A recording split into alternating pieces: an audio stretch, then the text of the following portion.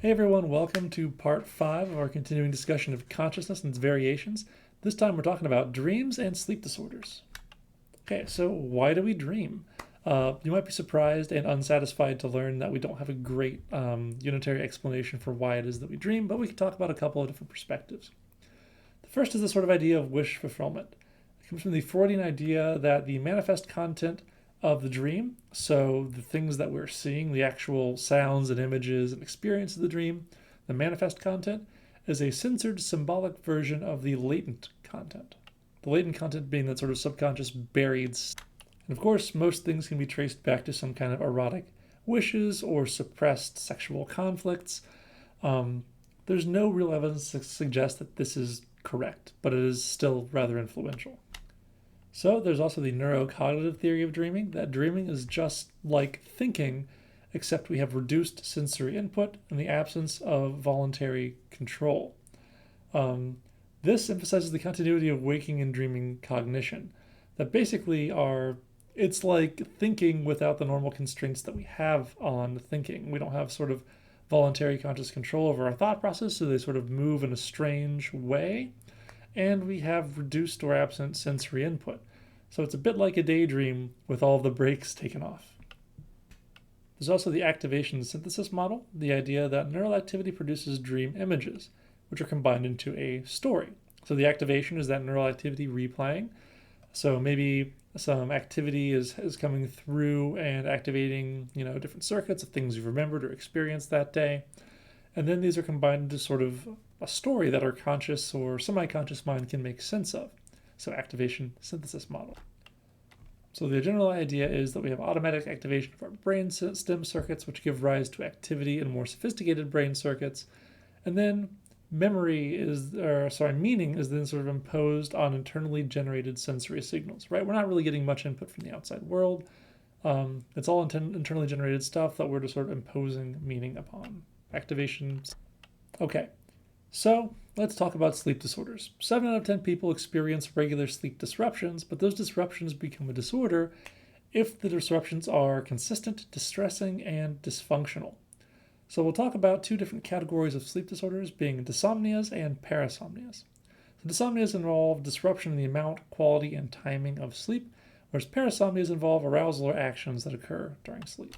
So a very common dysomnia disorder is insomnia, which is recurring problems in falling or staying asleep, which can be caused by any number of causes. This is worsened by worry, so anxiety and preoccupation with things that are happening in your life. Alcohol and many sleeping pills can aggravate the problem by reducing the amount of time spent in REM sleep.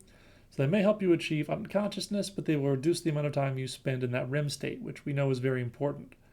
And sleep aids can often induce tolerance.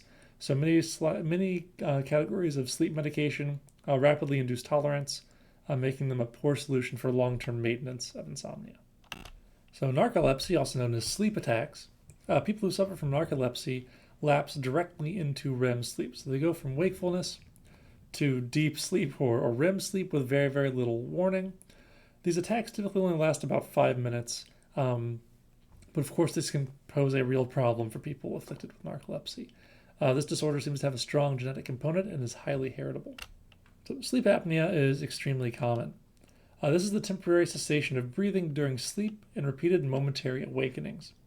So when I was an undergraduate student, I spent a summer working in a sleep lab where I got to sort of work as a volunteer and help get patients set up and got to observe their neural activity overnight. And I thought I would get to see all kinds of cool stuff, like I was hoping we would see some narcolepsy people or people with insomnia, but honestly, most people that we saw were sleep apnea. It's a really, really common disorder. This is typically associated with obesity. People who are heavier are more likely to suffer from sleep apnea. The episodes of sleep apnea, so deprivation of oxygen and waking up in sort of a panic, are often not remembered just because they happen during sleep. We see deprivation of slow wave sleep and REM sleep in people with sleep apnea. Right? Basically how this works is people who have sleep apnea fall asleep, then their airway becomes occluded for one of many reasons.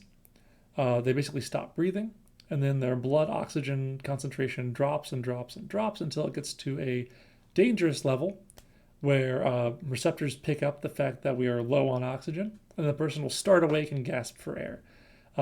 After they've stabilized, they fall back asleep. And this happens over and over and over again. Depending how bad your sleep apnea is, this might happen pretty frequently after you fall asleep. Because of that, you're sort of falling asleep and waking up and falling asleep and waking up, and you're never getting to that deep restorative levels of sleep.